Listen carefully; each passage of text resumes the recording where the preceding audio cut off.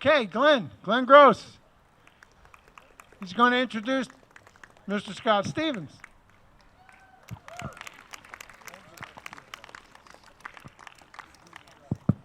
Gotcha. Can everybody hear me? Okay, we're going to go real quick because I know everybody's freezing cold. Um, you know, I just want to say that I'm super honored that, first of all, I play on the Seals. I'm Glenn Gross. And I'm super honored that Scott has asked me to introduce him. I was shocked that he even asked. It was awesome. I'm his teammate. You know, he's my manager, and he's just a really good friend, an overall great guy. But I don't have all the history that you guys have in this league, but I love playing with all of you. I think it's great. I just want to tell you a little story about when I first met Scott, because I play on the Seals, and it was a 50-over team, and I had to get a waiver to get in. I don't know, I was like 45. I was pretty young. And I'm sitting there, and I'm thinking, when I first started seeing Scott, I was thinking, what's going on? This guy's like, he's diving over here, he's diving over there, he's walking around the field like he's a 20-something-year-old. When he's pitching, he's throwing these blazing fastballs. He's hitting ropes all over the field, and I'm like, oh my God, what's going on? And then he started coming into the academy, the Walbeck Academy, and he's doing our workouts there, and he just nonstop. He just keeps doing them and doing them and doing them. And I'm like, man, what is going on with this guy? I'm just thinking in my head, who is this? And because I didn't know him very well yet.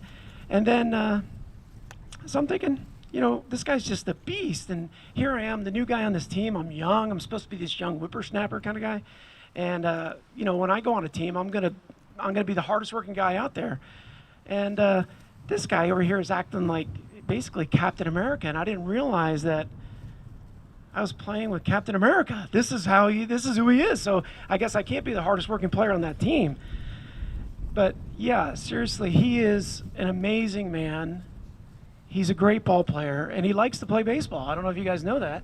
I play like 3 games in a week, and I go home to my wife. I got all these games going on, and Scott goes, yeah, I got like 7 games this week, couple doubleheaders, It's insane. I think last year, the year before that, he played in over 120 games or something. It's crazy how much he plays. It's wonderful. But he is, if you've had the opportunity to play with him, you know what I'm talking about. He is a great teammate. If he's got 80%, he's going to give you his 80%. If he's got 100, you're going to get 110%. You're going to get everything he's got, and I love that about him.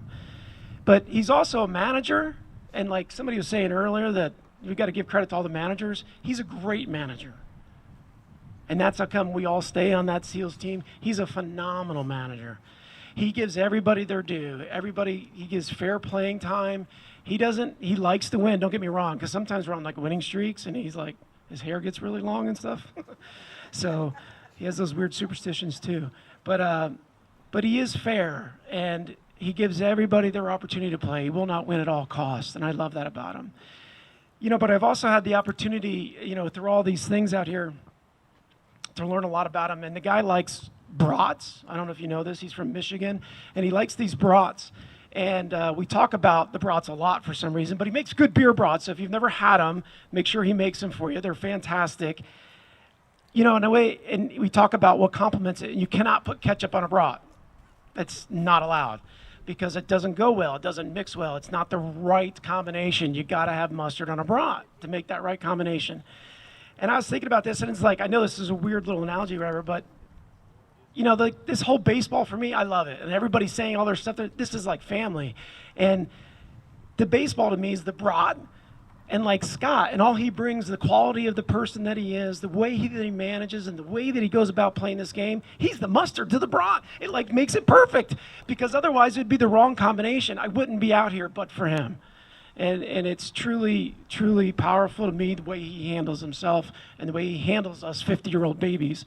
He does a good job. He hurts cats. But he is a wonderful man. And like I said, oops, I just turned it off. Hello, can you hear me? Okay, yeah. So I've gotten to spend a lot of time with him, especially down in Arizona. We have our morning coffee times and stuff, and I've learned a lot about him. I learned a lot from him. And I could tell you, I know he loves his family. He loves his wife. He loves this sport. And I think he represents this league very well, and he's a phenomenal athlete. And I think we're he deserves this honor. He really does. So please help me welcome Scott and honor Scott.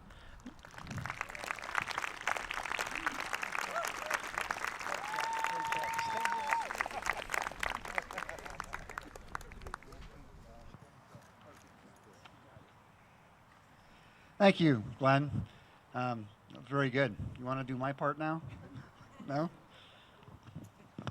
Well, thanks to the Hall of Fame committee and the JT for all the hard work you guys do putting this together every year. And Alan, for everything you do for this league. It's awesome. I know it's been a long night, so I'll try to be brief. My brother was up visiting in April and was moving my mom back to Michigan. And so he came to the game. It was my first game playing after my knee surgery. So my brother says, hey, yeah, I'll go if you guys are going to hang out and drink beer. And I'm like, well, yeah, that's what we do.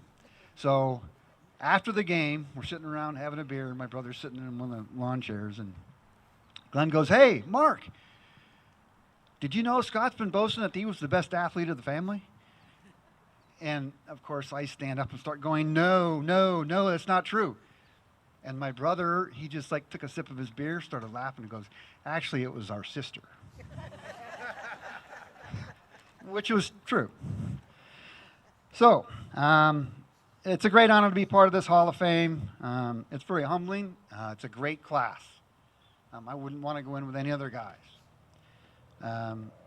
And I never thought I was going to be here. So, the one thing that is really tough is that I'm going last again. It's like been that way my whole life. It's what happens when you have a name that starts with ST. It's like you have to sit in the back of the classroom when you're growing up, going through school. You're the last one to present stuff in the classroom. And of course, you're last to go into the Hall of Fame. Now, see, my sister was smart. She married Doug, who has a last name that starts with R, so she moved up. My wife, not so much. She married me, so she went from a B to an S. So now she always has to stand in line a lot of times, and she reminds me frequently about that. I'm going to have to put on my readers, I think. It's getting dark.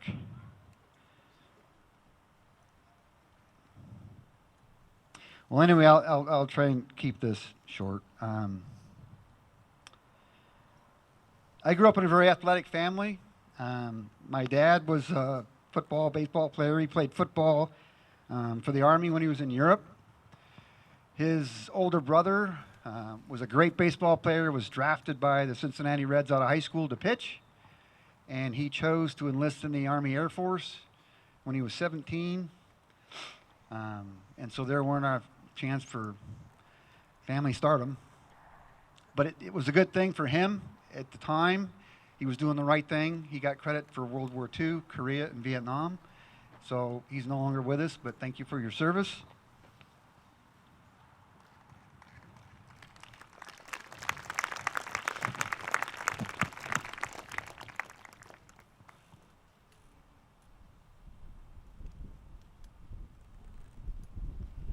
And my sister and brother are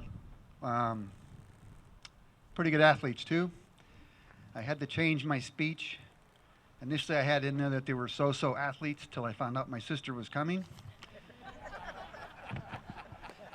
And if I hadn't changed it, she'd probably whip my ass when I get home. When we were growing up, my brother and I were out playing basketball one day, and my sister came out and she says, hey, can I play? And I'm like, I don't know. And I looked at my brother and we're like, yeah, okay, when we're done. And she walked away, left. A couple minutes later, my dad walked out and he says, hey, can I see the basketball? And I said, this is really cool. My dad's going to play hoops with us. Turned around and gave the basketball to my sister. And he said, you will let her play. He said, you don't have to play nice, but you have to play fair. It's like, okay. So fair we did, nice we did not. It was like playing hockey. I mean, we grew up in Michigan. With all the hip checking going on, I'm surprised we survived it. but it was a great experience. So I did learn that you can actually have compassion and competitiveness at the same time, just not with your brother and sister. I brought up the issue of family because that's what this baseball league is all about to me. It's, you guys are my family. I'm sorry.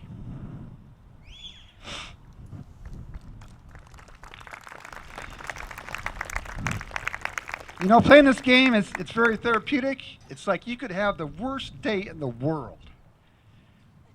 Come out here, put on your uniform, and it all goes away. Until the game's over, and then your bad day starts again.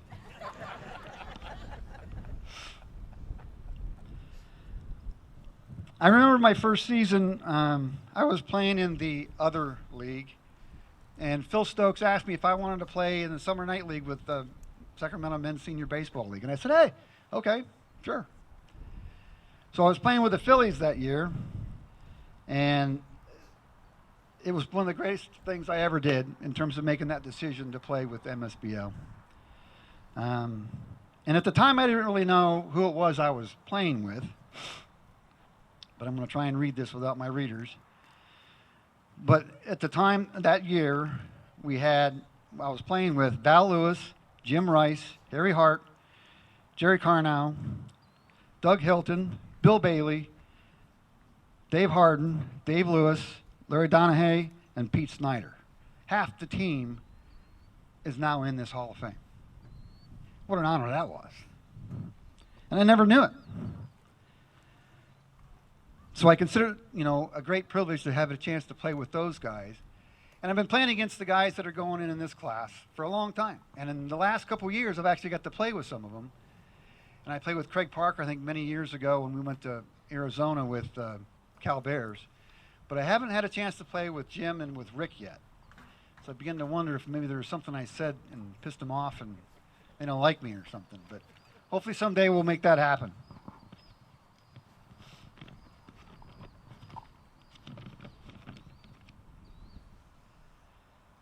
So it's been a great honor to have a chance to play with these guys. They're great athletes, great ball players, and great people. And that's why they're going to the Hall of Fame.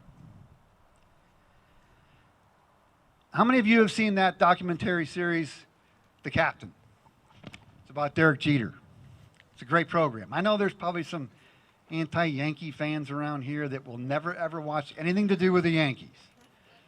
But I am not a Yankee fan either. I'm a Detroit Tigers fan. I always have been, I always will be. But you got to watch it. It's pretty good. And if you have seen it, you'll know that there's a commercial that comes up in every one of the episodes. And it shows Derek Jeter in a room. And he's staring at this wall, and it has pictures and memorabilia from his high school days all the way through the end of his Major League Baseball career. And he stands and looks at the wall and says, "These people inspire me."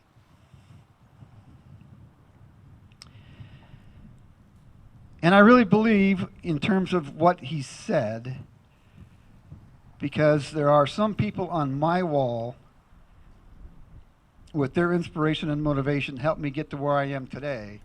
And I truly believe that's partly why I'm going into the Hall of Fame.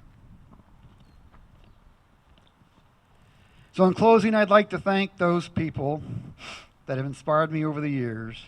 My coaches from Little League, middle school, high school, and college.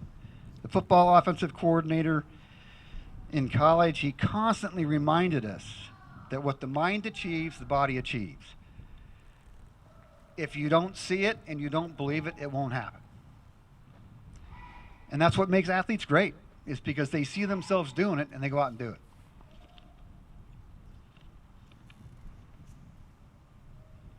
I'd like to thank all the players over the years, providing competition and camaraderie during and after the games. To all my teammates, especially the SEALs, for sticking together when times were tough and being able to share in the joy of winning championships. My brother and sister, for showing me that if you want something, go get it. It's just always put forth your best effort. Thanks to my mom and dad for keeping us involved in sports and supporting us in our academics. My dad passed away in 2019, So he didn't know about this, but I know he's watching.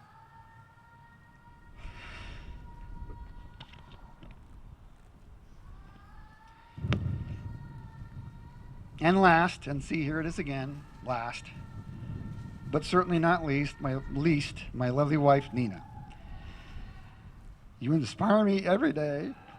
You have battled through knee surgery, torn ACL, given up soccer, battled cancer and won, and consistently dealing with our son's mental health issues.